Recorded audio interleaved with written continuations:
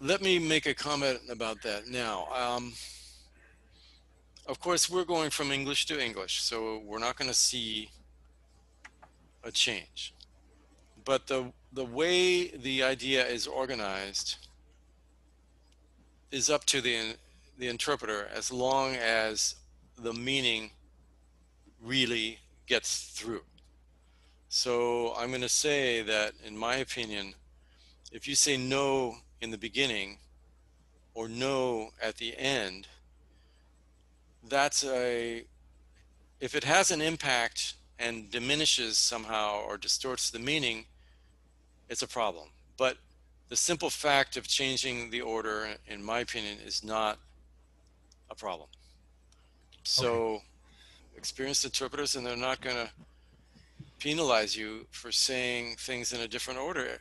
That's part of interpreting.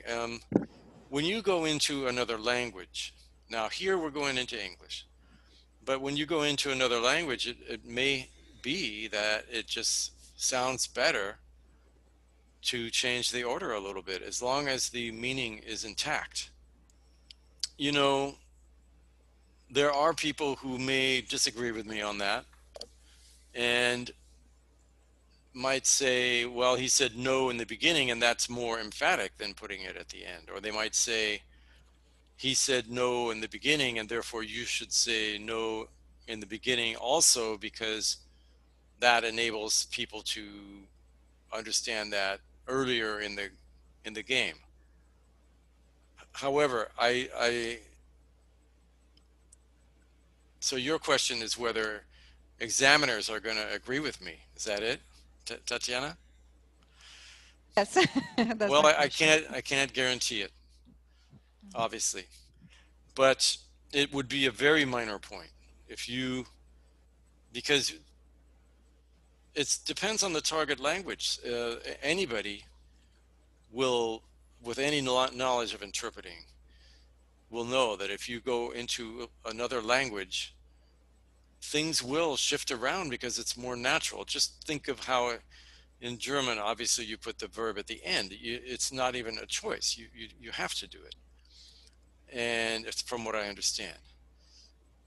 So, anyway, I think that this is a matter of one of those very interesting examples of where the interpreter is in charge of getting the message across in the target language, and the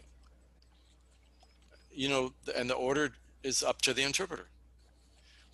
Now, it could be said that if you put no later rather than at the beginning, people might think it's been weakened, or people might think it applies to something later in the sentence. Well, that's a problem. That's a problem. But if it doesn't have any influence or any distortion of meaning, then it's up to the interpreter to decide that order. That's the way that's the way I see it, and I think any examiner in a major institution is going to see it that way. And if somebody saw it as a problem, I think they would see it as very minor.